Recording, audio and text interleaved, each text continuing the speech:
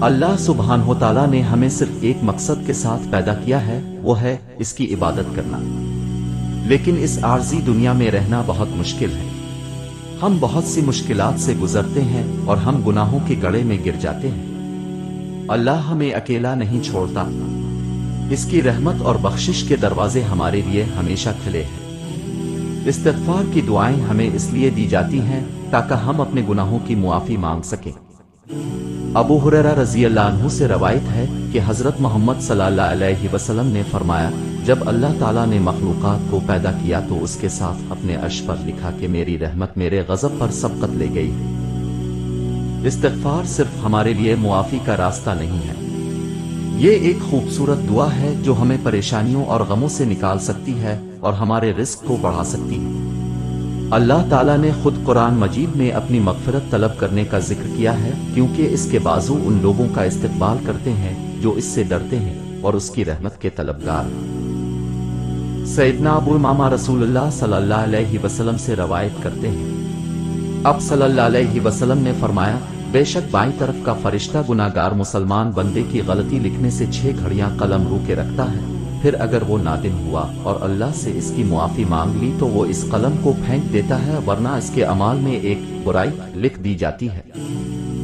गफूर है वो रब, वो जो हर गुनाह पर पकड़ नहीं कर लेता, बल्कि मोहलत देता है कि शायद इसका बंदा लूट आए और वो मग़फ़िरत मांग ले। इस्तिग़फ़ार का अमल अल्लाह ताला को बेहद महबूब है।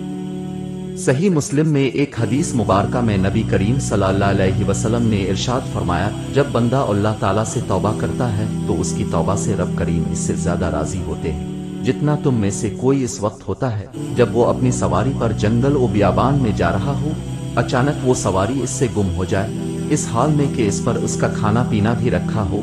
वो उसकी वापसी से मायूस हो जाए और एक दरख्त के साए में आकर लेट जाए। अभी वो इस हाल में हो के दफत न देखे वो सवारी इसके पास खड़ी है, बस वो इसकी लगाम थाम ले। फिर मसरत और शादमानी के आलम में ये कह बैठे कि अल्लाह अब मेरे बंदे और मैं अब का रब, यानी खुशी के बाइस गलत जुमला कह दे। हमारा हाल ये है कि इस दुनिया का माल और दौलत समेटने में इस कदर गुम हैं कि गुनाह पर गुनाह किए जाते हैं और खुदा को राजी करने की कोई फिक्र नहीं, जबकि रिस्क का वदा तो अल्लाह ने कर रखा है, राज़िक तो वही है ना। फिर सच्चे दिल से इस्तिग़फ़ार और तौबा और अल्लाह ताला के सामने इकरार करें अपने गुनाहों का, जिसकी खैर व बरकत दोनों जहानों में नसीब होती है। एक हदीस मुबारका में रसूल सल्लल्लाहु अलैहि वसल्लम ने इरशाद फरमाया, जो कोई इस्तिग़फ़ार को अपनी जिंदगी का लाज़िम जुज़ बना ले, अल्लाह ताला इसके लिए हर तंगी में आसानी, हर गम से दूरी का सामान पैदा फरमाएंगे और इसे ऐसी जगह से रिस्क नसीब फरमाएंगे जहां इसका गुमान भी ना होगा। बाज लोग परेशान हैं कि हम तौबा के बावजूद गुनाहों से बाज नहीं आ रहे, तो फिर ऐसी तौबा और ऐसे इस्तिग़फ़ार का क्या फायदा। हालांकि हदीस मुबारका में रसूल सल्लल्लाहु अलैहि वसल्लम ने इरशाद फरमाया, जो शख्स इस्तिग़फ़ार करता रहे इसे गुनाह पर इसरार करने वाला नहीं समझा जाएगा, अगरचे दिन में 70 मरतबा वो इस गुनाह का इर्तिकाब क्यों ना करे। सच तो ये है कि ये सब शैतान के बिछाए हुए जाल हैं। इब्लीस ने अपने चीलों से कहा, तुम इंसानों को किस तरह गुमराह करते हो। वो कहने लगे, हम हर तरीके और हर जिहत से उन्हें गुमराह करते हैं। इब्लीस ने जवाब में कहा, क्या इस्तिग़फ़ार के बारे में भी तुमने उन्हें गुमराह किया है। ये सुनकर इब्लीसी चीलों ने कहा, इस्तिग़फ़ार तो वो अमल है जो अक़ीदा तौहीद के साथ जोड़ा हुआ है, इस पर हमारा जोर कैसे चल सकता है, और इस्तिग़फ़ार तो अंबिया का शेवा है। रसूल सल्लल्लाहु अलैहि वसल्लम ने अपने मुबारक अमल से भी उम्मत को इस्तिग़फ़ार की तरफ मुतवज्जे फरमाया है। एक हदीस में इरशाद फरमाया, ए लोगो, अल्लाह के सामने तौबा करो, बेशक मैं भी दिन में 100 मरतबा तौबा करता हूँ।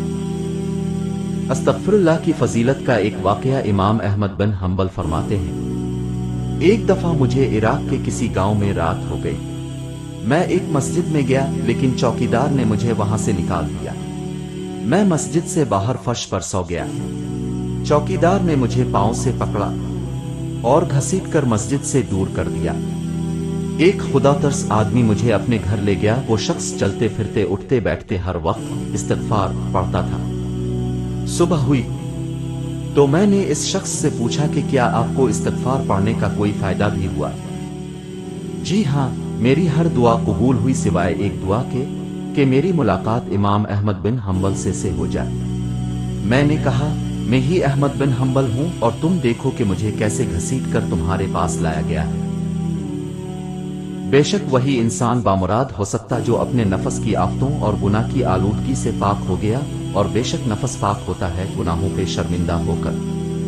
استغفار کی کثرت کرنے سے آج سے اپنی روح کی پاکیزگی کے لیے استغفر اللہ کے ورد کو اپنی زندگی کا حصہ بنائیں، آپ کا نفس اللہ کی حفاظت میں آ جائے گا، تو کوئی دشمن آپ کا کچھ بگاڑ نہ پائے گا، اور اللہ اپنے نیک بندوں کو ایسے ہی بہترین اجر دیتا ہے۔